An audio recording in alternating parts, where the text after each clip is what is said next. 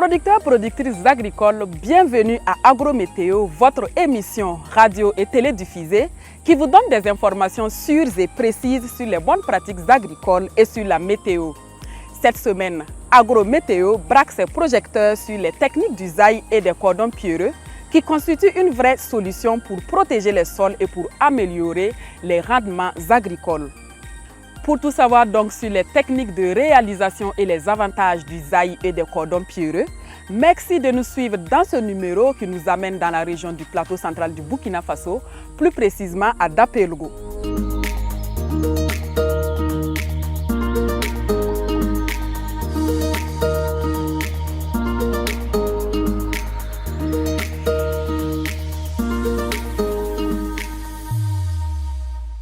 Les cordons pierreux, c'est une technique de protection du sol contre l'érosion hydrique surtout.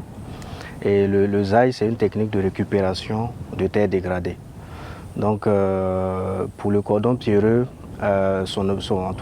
l'utilité, c'est qu'il permet au sol de pouvoir garder sa couche, on va dire sa couche arable. Donc cette couche-là n'est plus sujette à l'érosion. Parce que les cordons, les pierres qui sont alignés là permettent de ralentir la vitesse de ruissellement de l'eau. Avec le compost qu'on met dans le trou du zaï, c'est des nutriments qui vont aider en tout cas les cultures là à bien se développer. Le zaï et les cordons pierreux, c'est vraiment deux méthodes qui constituent une vraie solution, une réelle solution, en tout cas pour protéger le sol et surtout pour aussi améliorer les rendements au niveau des cultures là. L'objectif même du zaï, c'est dû au manque de pluie, parce que la pluviométrie n'est plus ça. Donc le terme zaï, il faut être prévoyant, et anticiper, si on peut le dire. Parce que traditionnellement, nos parents attendaient que la pluie tombe et que ils commencent à faire les travaux champêtres. Et de nos jours, ce n'est plus le cas. Donc le travail du paysan, il faut l'organiser et anticiper. Et surtout, le zaï permet aussi de résister aux poches de sécheresse éventuelles en début de saison. Parce qu'il y a une plus grande humidité au niveau du trou. Donc ça permet aux cultures de pouvoir résister pendant 2 semaines, souvent sans pluie. Le plus important aussi pour l'agriculteur, c'est qu'il permet une amélioration nette des rendements agricoles.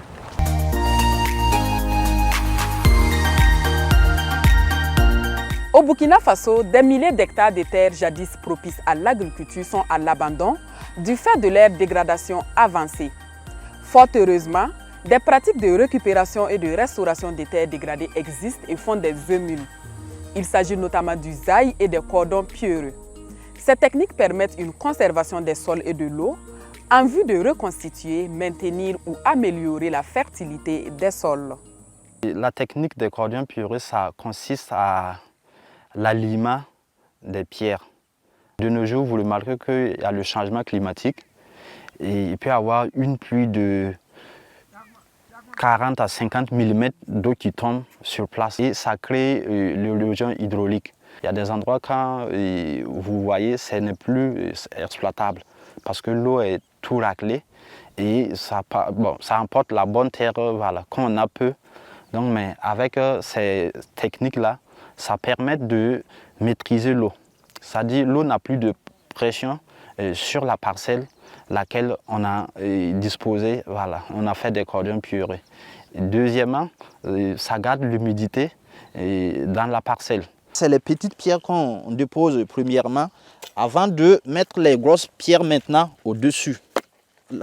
Notre cordon est plus solide. Si par exemple on arrive et que c'est les grosses cailloux qu'on dépose, il y aura des vides.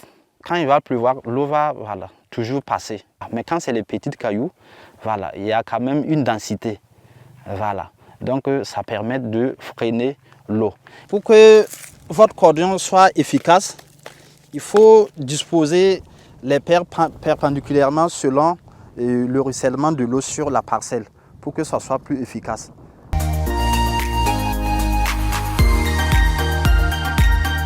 Pour faire le zaï, il faut voir le ruissellement de l'eau pour placer tes trous.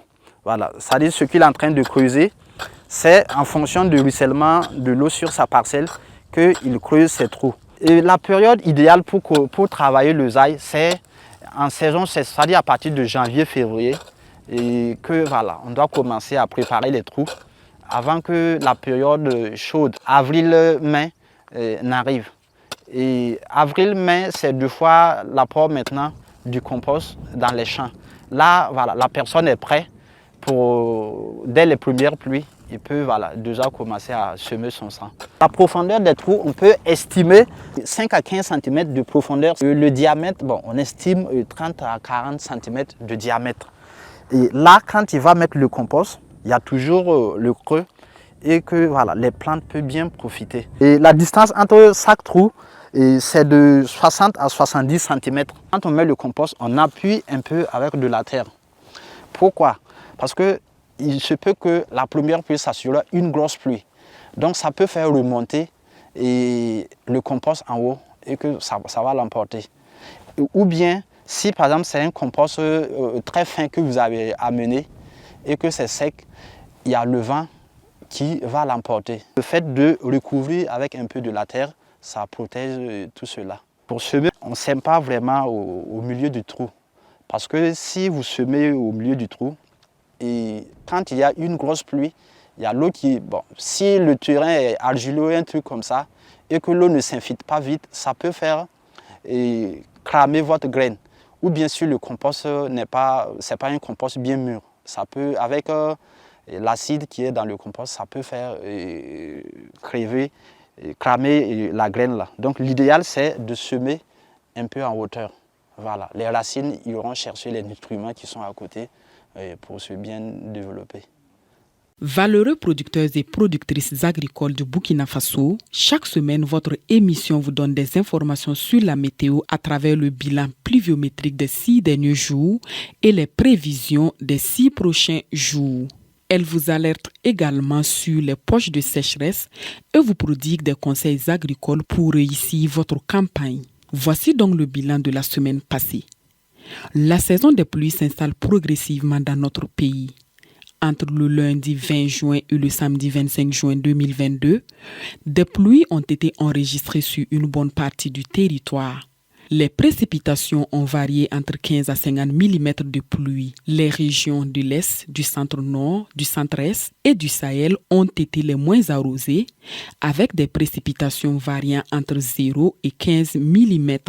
Que nous dit la météo pour ce qui concerne la nouvelle semaine qui est en cours?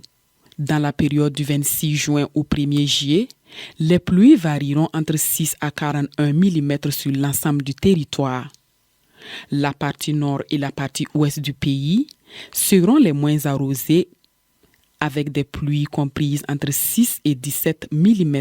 Une partie des régions du centre-ouest, du centre-sud, du centre-est et de l'est recevront les plus fortes pluviométries, entre 29 et 41 mm de pluie pour la plupart de leurs localités, ce qui permettra la poursuite des activités de semis dans les dites localités.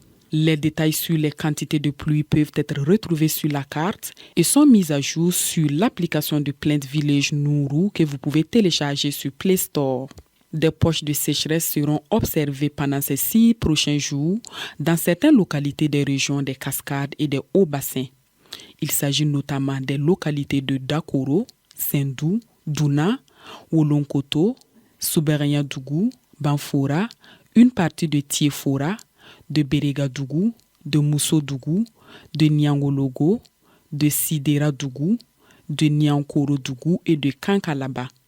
Vous pourrez avoir plus de détails sur l'application Plant Village Nourou. Pour les producteurs des localités où on observera des poches de sécheresse, il leur est conseillé de faire des réserves d'eau afin d'irriguer manuellement leurs champs pendant ces périodes. Par ailleurs, ils peuvent également ajouter le biochar dans les champs au niveau des pokés. Le biochar permet de garder l'humidité dans le sol. Son utilisation permettra de garder l'humidité nécessaire à la germination des semences et au maintien des jeunes plants, ce qui permettra à vos jeunes plants de ne pas souffrir de manque d'eau. Très bonne continuation dans le démarrage de la campagne agricole. À la semaine prochaine pour d'autres nouvelles sur le temps et d'autres conseils agricoles. Qu'il est passionnant le travail de la terre. En tout cas, Agrométéo a pris du plaisir à vous faire découvrir et à performer les techniques du zaï et des cordons pierreux dans toute leur entièreté. À la semaine prochaine donc pour un autre numéro encore plus alléchant.